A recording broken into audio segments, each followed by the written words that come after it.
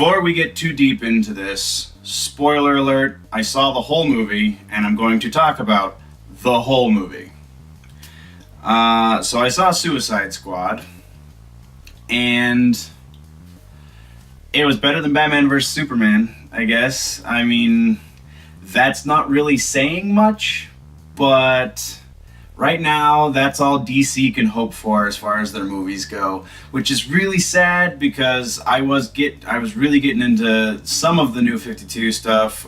Some of it was a little too far out there, but now we have Rebirth, and I've stopped reading the books as much. But this isn't comics; this is movies.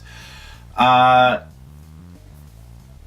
long and the short of it is, it's better than Batman vs. Superman. We get Batman in this movie, and surprise, surprise, he doesn't kill anybody. I mean, what kind of world is this that we have to worry about? Is Batman going to pick up a gun and shoot this guy? But such is the way of things. Harley Quinn is a key player in this movie, and let me get into Harley Quinn real quick. Harley Quinn doesn't exist without the Joker. Harley Quinn is not a primary motivating character. Has nothing to do with the fact that she's female, and has everything to do with the fact that she is secondary to the Joker. We do get a Joker in this movie with a lot of mixed results. I honestly thought Jared Leto was going to be absolutely terrible in the role. He surprised me in that he wasn't terrible. We get a couple of really cool moments between Joker and Harley. Actually, we get a couple of really great moments between Joker and Harley. I still can't buy the Joker with a grill. I still can't buy Joker with a tattoo. And he's got a lot of ink in this movie because Joker's narcissism wouldn't allow him to take that time. His psychopathy, I guess, is more appropriate. Narcissism would allow him to take the time to look at me, I have tattoos, but I don't know that he's necessarily that narcissistic. He's more psychopathic, or sociopathic, I guess, even. Dr. Langley could probably break that up. I'll link to Dr. Travis Langley, who wrote books on Batman and psychology. Anyway, there's nothing about those two elements of this Joker that I can get behind. There is also an interesting choice that Jared Leto made with almost portraying the Joker as a drug addict. I mean, we never see him do any drugs on screen. There's never any real implication that he's done drugs. He's just acting like he's on some sort of drug in a number of the scenes. Apparently, there were some scenes cut, and Leto is kind of talking about that on his social media at the moment, and that's kind of whatever. The performance that we saw in the movie was all right.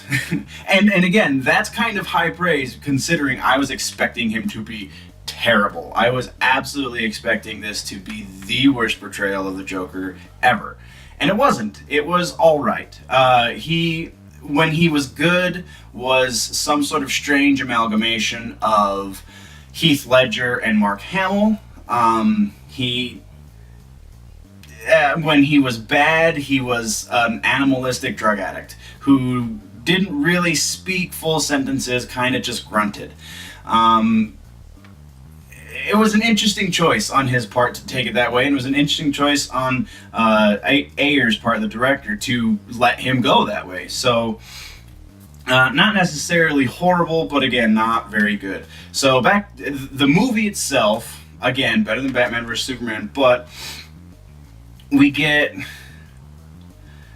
a Suicide Squad that is fairly unique to the movie universe, in that they're not all of the current Suicide Squad members in the books.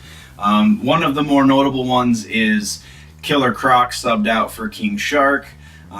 This version of Killer Croc is kind of minuscule by comparison. Killer Croc has always been a towering figure, and this guy's no bigger than Flag, the military entity that they follow around. When usually also it's Deathstroke, which I found a little interesting. My understanding was that Deathstroke was the one who struck up the deal with the government, and he was the one who was making the money. But again, that was early in the development when it was not RoboCop. I honestly can't remember the actor's name. The guy who played the new RoboCop. It was Tom Hardy at that point, and I'm pretty sure I heard it was supposed to have been Deathstroke. Correct me if I'm wrong, please, because I do have a tendency to forget these things, but I thought he was supposed to be Deathstroke, and now he's Flag, and not a great delivery. Like, all across the board, everyone gives these subpar performances. Not negative performances, not bad performances, just not good. There was very little about this movie that I was like, yes, that was cool. Margot Robbie as Harley is... There are a handful of shots in this movie that did absolutely nothing, of camera shots in this movie that did absolutely nothing for the scene to make it a better scene aside from showing us Harley Quinn's ass.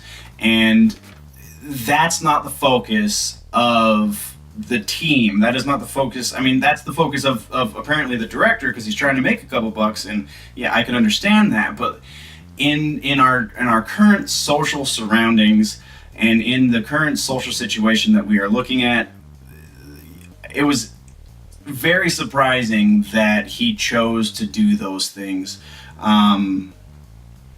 It's very interesting choices made by this director, writer/director David Ayers. Better than Zack Snyder, so we've got that. There was a somewhat coherent plot. We do know how they got from point A to point B and why they went there. There are a couple of scenes where your suspension of disbelief is expected to be pretty intense, most notably towards the end, after they find that it is Enchantress and her brother that are holding Midpoint City hostage, and all of the Suicide Squad members basically just give up. There is definitely a point there where Flag goes into the bar. I mean, it's in the friggin' previews. Flag goes. They're all sitting at the bar drinking, and it's that scene. And then Flag comes in and tries to sell them on why they need to continue on this path with him, and why they need to be the Suicide Squad. I mean, that name for the team is only given once in the movie, but I mean, he's trying to motivate them even though there's no reason for them to join him. And if it were an actual real world situation, which obviously it's not because it's a fucking comic book movie, but if they were actual criminals and he was an actual military person and he was giving them the speech that he gave them, they would laugh.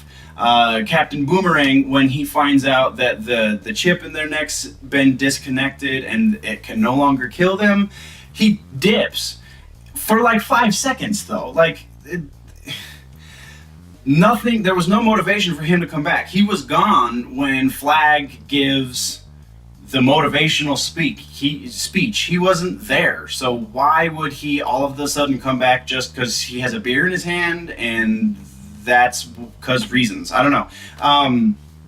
So it's kind of a mixed bag. We have a lot of moments where there was this potential that we get to see squandered. There were a couple of moments where they actually come through. There were a couple of moments, like I said, there was some really interesting stuff between the Joker and Harley that was like they're doing a different take on that relationship dynamic, which will very likely be fleshed out in the next movie that has the Joker in it.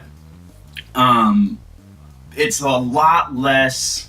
The Joker Harley dynamic is a lot less domestic abuse and a lot more let's just be crazy together. Take that as you will. I mean, it comes and it goes. There's just by the time we reach the climax, you don't really care. Yeah, you understand why we're here, and yeah, you understand what's going on, which is a lot more than we can say about Batman vs. Superman by the time we reach the climax, although there was kind of 2 climaxes, maybe 3, depending on how you look at it. The climax is very defined in Suicide Squad.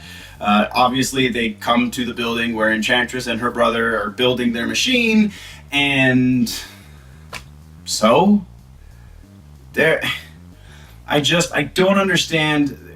This should have been for DC what Civil War was for Marvel, because DC has the issue of having fairly bland superheroes but very colorful and exciting villains. Marvel has the exact opposite problem. They have very bland villains but really colorful and exciting superheroes. So Civil War was brilliant. There was a lot of really great stuff. Yes, there are some things where it's like, they probably could have wrapped this up in 20 minutes, had somebody stepped in and said, pointed in a different direction, as it were. We kind of have the same problem with Suicide Squad, only it's a lot more glaring, and we care less by the time they come to a resolution. It's Harley in the end who takes care of Enchantress. We don't really kill her, but it's Harley in the end who tricks Enchantress and brings us to our resolution, and then they put everybody back in jail, and Joker comes and breaks her out. So, again, I don't care. There's no driving factor for me to want to see these characters progress. Will Smith as Deadshot, they're changing established character. You can check out Eclectica Cafe. We've done an episode or 2 about our feelings, I guess, on changing the ethnicity of an established character just to pander to said ethnicity. That's kind of what they're doing with Deadshot. I mean, it's largely what they're doing with Deadshot. But Will Smith does a decent job. I mean, it's Will Smith being Will Smith with a gun, so how can he fuck that up? But again, you get about 3 seconds worth of him and his family life and him not being an asshole, and that is supposed to be what drives you to care about his character development that doesn't really happen in the movie.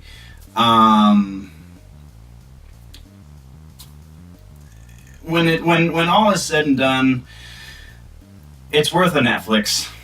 Put a rent on it when it comes out. Shit, hit up Redbox when it comes out. Spend $1 on it.